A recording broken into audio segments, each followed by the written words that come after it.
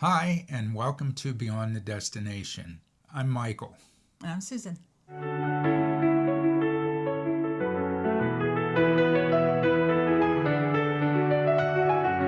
In today's episode, we're going to talk about traveling challenges that people have with disabilities.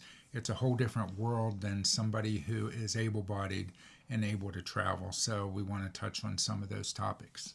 Do you think people with a disability, without a disability, what kind of conceptions do they think of, or do they even think of that? When it comes to able-bodied people, and when I'm talking about able-bodied, I'm talking about somebody who's not mobility challenged, not blind, not deaf, something like that.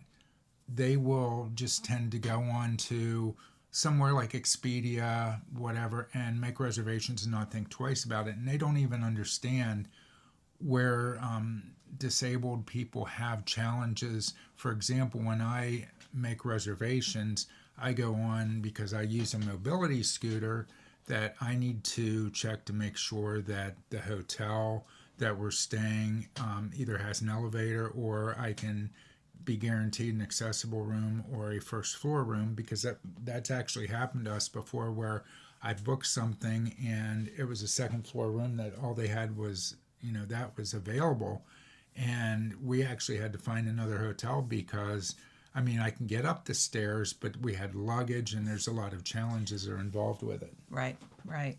And yeah, it's the first thing we do look for, is especially the room as well too. Yeah. Make sure that, is there a walk-in shower? Is there a tub?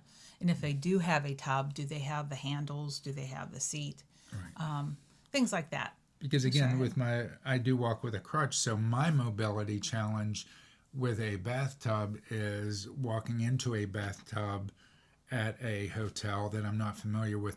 Is the bathtub floor slippery? Is it something that, I know a lot of hotel bathtubs are fairly small, so it's hard to turn around to begin with, and you don't have any grab handles or anything. That's a real challenge. So whenever Challenge for me. yeah, Sometimes for too. sure.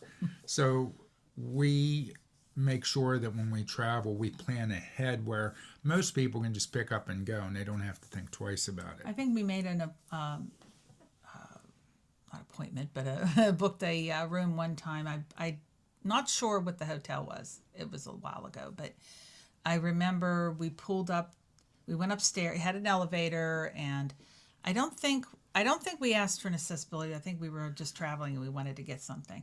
But it had a step up into the room. Do you remember that? Oh, I do. And you had to remember leave that. your scooter outside in the hallway, Yeah. and that it was an older hotel. And I'm sure that I don't actually think I left it outside. I actually drug it inside and to the lift door. it up in. I had to lift it up into the room, Yeah, which that was which a little. was a challenge. But again, I didn't want to leave it outside because it could get stolen. So Right. if somebody's in a wheelchair or has restrictions or doesn't have somebody with them that can help them with that, then they're stuck. First of all, you have a room that you have to step up into. What if you're confined to a wheelchair, Right. or you can't make that step up?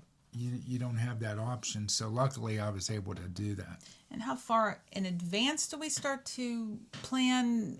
That could vary from person to person. He likes to really book out way far, plan If I way can. ahead if you can, if it's possible to do that. And it's always worked out for us. We've always had some, and just like you said, you find a few hiccups where Yeah. there's a little lip to get into the room or something like that that's not described when you book online. But yeah, I think we pretty much, we don't If you have the fly at the option seat to of our plan pants. ahead, it's always best, regardless whether you have a disability or not. But with a disability, Yeah. it's almost imperative, if you can plan ahead, to do that. It'll make your life much, much easier. Even the RV travel, we had to make sure that it was either a cement lot or some low, like pea gravel or something like that, because even deep gravel or grass could be challenging as well. Yeah, When we yeah. traveled. So Yeah, so no matter what type of travel, planning, for example, with airlines, that's a big issue. Now, when I travel with my mobility scooter to the airport, I always plan ahead. You can tell the airline in your reservation that you do have a mobility scooter. I haven't gone that far. I usually show up And what they'll do at the airline is they'll tag my scooter and they'll ask me what kind of battery is on it, that type of thing, because they don't want to store lithium underneath the in the baggage area of the airplane.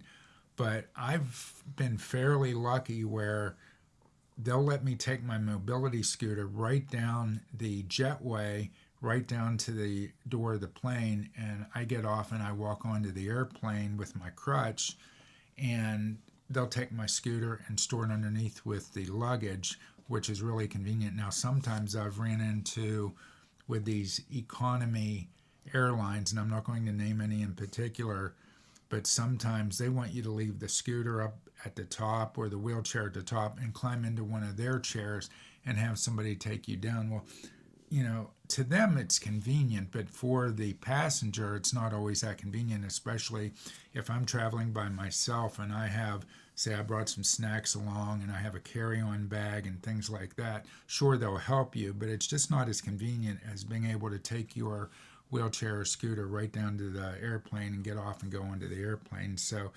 you want to probably ask those questions ahead of time if you're able to.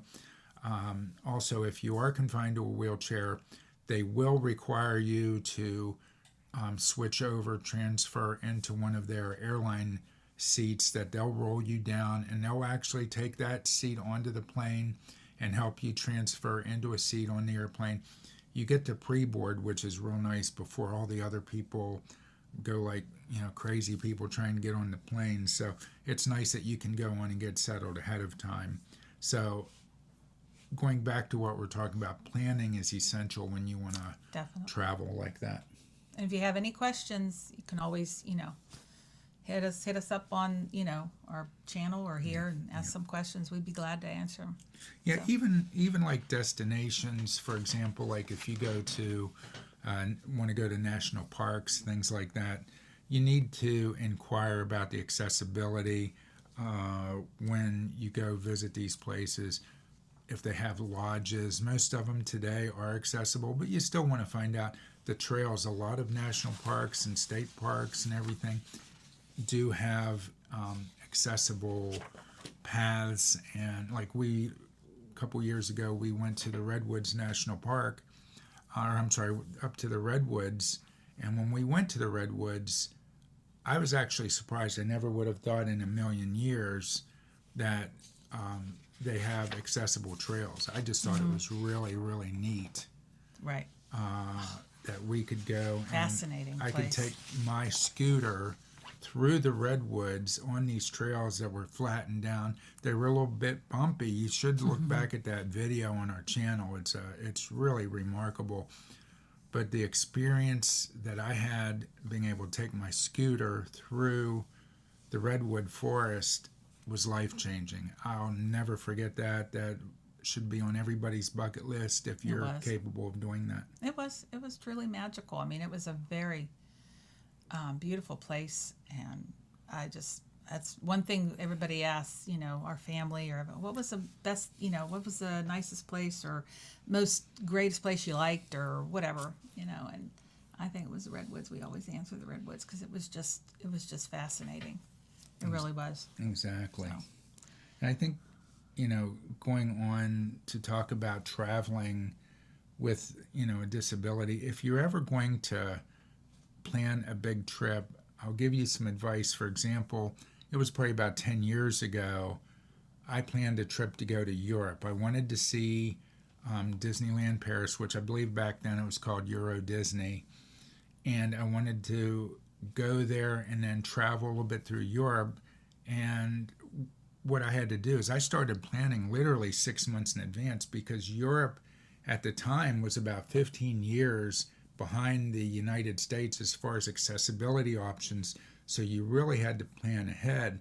So my trip started from Newark, New Jersey. We flew over to Paris.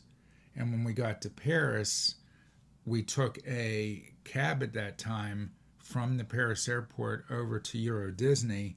And that was a challenge in itself, because at that time, they didn't have many options for accessible vans. I was just going to ask you, what kind of, how different was it from the U.S.? It was very different. Back then, I was a little bit more mobile. I was lucky, but they did not have the mobility van. So what I had to do is I actually had to help the driver of our taxi van to lift my scooter into the back of the taxi to get over to Disney. Now, Disney itself, when we got there, it had a lot of accessibility options, just like here in the U.S. But outside of the park, like I said, it was about 15 years back. Then from Disneyland Paris, I stayed there for a few days. Then I left there and I went down to Switzerland. And to get to Switzerland, over in Europe, they have trains as their primary transportation. Unlike here in the U.S., where it's mostly cars and they have some trains, over there, primary transportation are trains, and then there's fewer automobiles. So when I was planning it, I didn't realize at first when I started to look into it that the trains themselves really are not accessible. For example, when you go onto the platform, the train itself was raised up where you had to step up into the train, and I had my scooter and everything, so I had to research. And at that point in time, when I researched it, there were organizations that you actually had to contact ahead of your trip and organize to where they would actually come to the train station and assist you to get up onto the train. I'm sure today it's probably a little bit different, but you really want to make sure you research these things ahead of time. Right. So I contacted the organization and everything went pretty much flawless. They would come out, and because I had my scooter, they would have one of those manual crank lifts that would lift you up. Of course, at that point, everybody's watching, because at that time over there, they really didn't see a lot of that. And they would lift you up, your whole scooter, wheelchair up into the train, and then your seats were just like everything else, and they store your scooter, wheelchair away. And so we went from Paris down to Switzerland. We toured through Switzerland a little bit, went to Mount Pilatus, went up the Skyway to the top of Mount Pilatus, which was fascinating. Again, the accessibility options were something to leave desired. So, right. Did you see many scooters there? Not honestly, speaking the language too. Did the people approach you that were working it and not really know what it was that you had, or no, they didn't really approach me. But at the same time, I didn't see a lot of people. I think I probably saw one or two with wheelchairs, but they didn't seem to have the freedom that I felt that I had from being here in the United States. It seemed like they really were restricted. For example, when we were in Switzerland, I remember they had wheelchair lifts to go up and down steps, but most of the time they didn't work. For example, you go into a city and they would have these stairways. Instead of having an elevator next to the stairway, they would have these contraptions that you would pull your wheelchair or scooter onto. You would have to have a key that you would get from the city, and you would put the key in, turn the key, and it would lower you down to the lower part of where you were going. Then you would undo the key and it would open the door and let you out. 9 times out of 10, those were all broken. So what did you have to improvise? What did you do? We had to literally take my scooter apart at the time and carry one piece at a time down. And it was difficult. We made it work, but we didn't expect, when we left here and went from the United States and went over there, I didn't even think that they would be so far behind or so lapsed at taking care of the equipment that they do have. But it seemed like anybody with accessibility challenges were, secondary to them at that time. Again, this was about 10 years ago. I'm sure it's changed. No, it's got to be past that. I'm sure it's... Because we're married 11, so had to be about 12 or 13? Yeah, probably. At least. Something like that. Yeah. So when, we would face challenges like that, we would just have to deal with it. But, the whole thing is, when we planned it, we went into Switzerland, had some challenges like that. Then we went from Switzerland, we took another train, which it encompassed a high-speed train. Then we had to transfer to a low-speed train, which was like a regional train, to get over to Venice, Italy. So we had to plan all that out, and that organization meet up with us in those cities. So once we got to Venice, we had a hotel, and we stayed in a very nice hotel there on the Grand Canal. Wasn't a big issue, but it was really odd because we got into the hotel. Now, this wasn't a cheap hotel. This was right on the Grand Canal, nice. And when we went in, the elevator, which they call them lifts over there, was just big enough, literally, for me to get my scooter in. It's not like, in the U.S. where you can get, 6, 10 people in an elevator. It was big enough for one, maybe two people with somebody with a wheelchair or scooter. So my scooter just barely fit into this lift. And then you go up to the floor and get off. So lifts over there are very secondary in nature, as far as I think people mostly use the stairs if they can. So just keep that in mind if you're planning. You really want to make sure that you find a hotel with a lift that will accommodate you. So from Venice, I decided that we were going to rent a rental car. Now, again, at the time, it was a big challenge because 95% of the rental cars over in Europe were stick shifts. They did have some with automatic, and I have researched it since then, so they do have a lot more automatics now. But when I went, the only automatics were big, enormous vehicles, which kind of worked out for us. We got a Volvo. It was a Volvo SUV, which worked out really well. But we had to, of course, lift the scooter in. I took it apart, lifted it in. So we went from Venice and we traveled down through Italy all the way down to Rome. We visited some relatives and went down, ended up in Rome. Now, Rome was a big challenge because their accessibility was, and probably still is, quite far behind the U.S. But when we got there, the hotel we stayed in, there was a curb. I had to actually lift my scooter up off of a... They're probably restricted. It's such an old city that they probably have restrictions on modernizing a lot of things. Oh, That's I'm sure probably they why. do. I'm sure. Yeah. But it was kind of funny because, we had a relative over there that said that she wanted to take us all over Rome and show us the sights. Oh, nice.